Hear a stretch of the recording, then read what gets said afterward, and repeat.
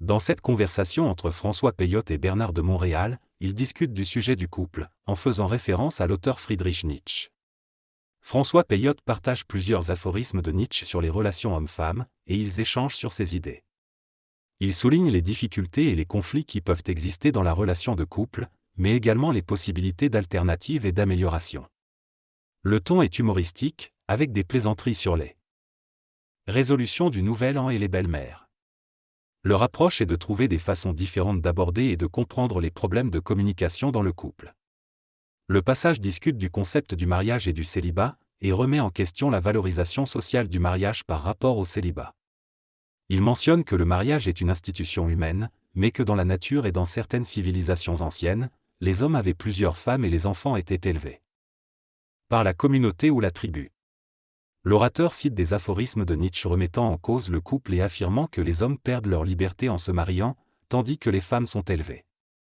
Il discute ensuite de l'évolution de la place de la femme dans la société et de l'éveil féministe, en soulignant que les femmes n'ont pas encore pleinement développé leur individualité et leur identité dans le monde masculin du XXe siècle. Il souligne que les femmes possèdent des qualités spécifiques qui doivent être échangées avec celles des hommes pour former un couple équilibré. Les femmes, tout comme les hommes, possèdent des qualités d'esprit riches et généreuses, mais elles ont souvent vécu leur vie conditionnée par la mémoire collective et les normes sociétales. Elles doivent plonger dans leur propre profondeur pour découvrir leur véritable réalité, de même que les hommes doivent le faire. L'homme n'est pas plus avancé spirituellement que la femme, même s'il l'est psychologiquement en raison du développement de la mémoire et du support de la civilisation.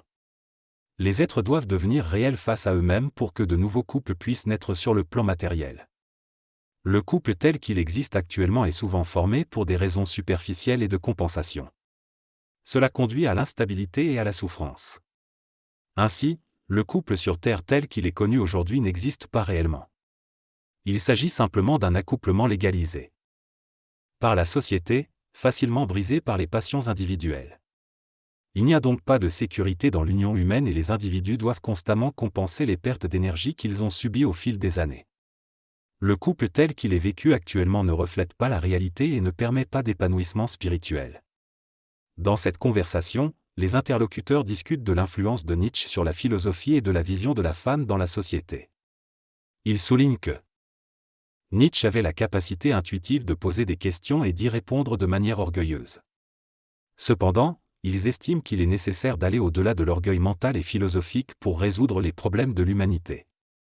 Ils affirment que l'homme a besoin d'intelligence pure et d'intelligence non régie par les lois de la compensation. En ce qui concerne la femme, ils reconnaissent que Nietzsche a apporté une vision lumineuse en montrant comment l'homme a été privé de sa liberté par la religion. Ils discutent également du mouvement féministe et de la recherche de nouvelles identités personnelles chez les femmes. Cependant, ils affirment que la place que les femmes ont prise n'est pas réelle et qu'elles se retrouvent souvent seules en étant à la fois carriéristes et féministes. Les interlocuteurs expriment leur intérêt pour la femme du XXIe siècle et au-delà, et suggèrent que regarder vers l'avenir est plus important que se concentrer sur le passé. Ils estiment qu'il faut projeter notre esprit dans l'avenir avec une vision intégrale et créative, plutôt que de se baser sur des positions philosophiques et psychologiques datant du passé. Ils soutiennent que l'homme ne peut plus se permettre de se reposer sur les réalisations passées, mais doit plutôt se tourner vers un avenir où de nouvelles formes de gouvernance et de relations naîtront. L'auteur affirme que pour progresser dans leurs relations, l'homme et la femme doivent regarder leur couple en fonction de leur pensée créative plutôt que d'adhérer à des idéologies anciennes. Ils doivent se regarder en profondeur, au-delà de leurs émotions et de leurs idées préconçues, afin de vibrer à l'esprit plutôt qu'à l'ego. Cependant, il reconnaît que la vision du couple de l'avenir ne peut pas être appliquée dans le présent, mais elle doit être exposée dans le temps pour être vécue par l'humanité. Les grands penseurs, ceux qui sont en avance sur leur temps, travaillent avec le temps pour faire évoluer la psyché humaine. L'auteur suppose donc qu'avec le temps et l'instruction fondée sur l'esprit, les hommes et les femmes pourront utiliser leur créativité pour aligner leur psyché mâle et femelle et ainsi voir que l'esprit ne trompe pas mais que l'âme déçoit constamment. En ce qui concerne la différence entre le couple planétaire et le couple vibratoire, l'auteur explique que le premier est basé sur la rencontre fortuite et le coup de foudre, tandis que le second est basé sur une relation plus profonde et consciente, libérée des programmations animiques. Il met en garde contre le coup de foudre en tant que base pour une relation à long terme car la passion initiale tend à s'estomper avec le temps. Dans cet extrait, l'auteur souligne que le bonheur est une expérience passagère et que les êtres humains continuent à le rechercher malgré sa nature éphémère. Selon lui, le bonheur ne permet pas de réaliser l'esprit, mais plutôt de satisfaire les pulsions de l'âme. Il affirme que la réalisation de l'esprit se trouve dans la paix. Par ailleurs, il met en évidence l'importance de ne pas se limiter à des critères superficiels lors d'une rencontre amoureuse. Il raconte son propre parcours, soulignant qu'il était initialement attiré par des femmes intelligentes et cultivées, mais qu'il a finalement trouvé l'amour avec une personne sensible et ouverte d'esprit, malgré ses connaissances limitées. Il affirme que ses qualités spirituelles et intérieures sont les plus précieuses et permanentes dans une relation.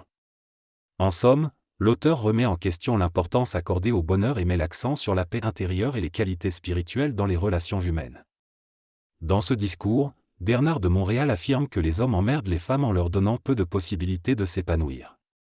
Il critique l'homme qui se glorifie et se considère supérieur à la femme, ne lui laissant pas la chance de réaliser ses propres capacités créatives. Selon lui, lorsque la femme sera libre de créer et réaliser de grandes choses, l'homme sera ébloui par son talent. Il souligne l'importance de vivre en tant qu'esprit plutôt qu'en tant qu'égaux, où l'homme et la femme sont égaux et unis dans leur quête commune. Il évoque l'idée d'un couple nouveau basé sur le respect mutuel, où chacun a son propre territoire sensible. L'homme et la femme ne laisseraient plus leur ego influencer leur union. Bernard de Montréal prend en exemple un couple pour illustrer son propos. Cette conversation, BDM et FP discutent de la relation de couple.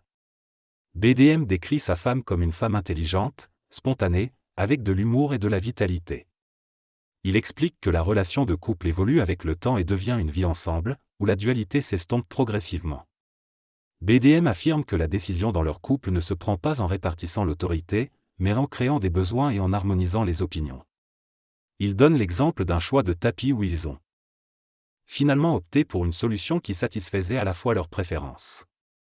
Ainsi, ils vivent en équilibre et en harmonie, sans désaccord majeur. Dans cette interview, Bernard de Montréal discute de la souplesse dans les relations de couple. Il affirme que les gens deviennent trop tardivement souples, et que la souplesse consiste à mettre son ego de côté pour permettre à l'ego de l'autre de s'exprimer. Il souligne l'importance de la souplesse dans tous les domaines de la vie et considère que c'est la plus grande manifestation de l'esprit à travers l'ego. Sans souplesse, il est impossible de travailler de manière constructive avec les autres. Il aborde également le rôle des époux dans l'éducation des enfants. Selon lui, dans un couple conscient et évolué, la femme et l'homme se partageront naturellement la tâche d'élever l'enfant. Cependant, s'il y a trop d'ego et pas assez d'esprit, cela créera des divergences de points de vue qui pourront affecter les enfants. Il souligne la nécessité d'une transparence dans l'ego pour permettre une compréhension mutuelle et une éducation créative. L'intelligence égoïste est polluée, tandis que l'intelligence créative est limpide et flexible. Dans cette intervention, le conférencier souligne l'importance de la dimension spirituelle dans l'éducation des enfants. Selon lui, lorsque l'esprit et l'intuition des parents sont en harmonie, les enfants en bénéficient pleinement. Il explique que l'éducation ne se limite pas à l'envoi des enfants à l'école, mais doit prendre en compte leurs talents et leurs passions individuelles. Il suggère ainsi de offrir aux enfants deux voies d'accès à leur éducation, l'une académique et l'autre basée sur leurs intérêts spécifiques. Il met également en évidence l'importance de la présence maternelle et de l'équilibre des rôles entre les parents dans l'éducation des enfants. En fin de compte, il affirme que le but de l'éducation est de permettre à l'enfant de développer sa conscience et son identité totale et autonome. L'auteur parle de l'importance de permettre à un enfant de développer ses talents et ses intérêts spécifiques, plutôt que de le forcer à suivre une éducation traditionnelle. Il donne l'exemple de sa propre fille, qui a montré des aptitudes musicales et linguistiques. Il l'a encouragée à poursuivre ses passions en lui offrant une formation musicale et en la faisant voyager avec lui. De plus, il a également trouvé un domaine d'intérêt pour elle, la bijouterie, et l'a aidé à développer ses compétences dans ce domaine en trouvant des professeurs.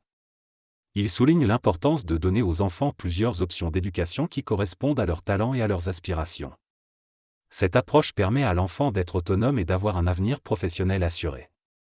L'auteur insiste sur l'importance d'éduquer les enfants selon leur esprit et leurs talents plutôt que de les obliger à suivre un modèle éducatif standardisé.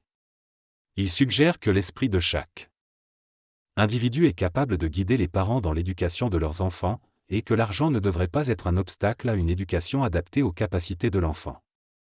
Baba lisant, avant que l'homme puisse bénéficier pleinement de son esprit, il devra vivre une transformation profonde de son être mécanique. Il est important que chaque individu dans un couple prenne conscience de sa situation et prenne une décision éclairée quant à la poursuite de la relation. Si un couple évolue ensemble et devient réel, les enfants ne souffriront pas de la situation. Cependant, si le couple n'est pas intelligent et ne réalise pas sa situation, les enfants en souffriront. Il n'y a pas de règle universelle à suivre, chaque individu doit prendre sa propre décision selon sa situation.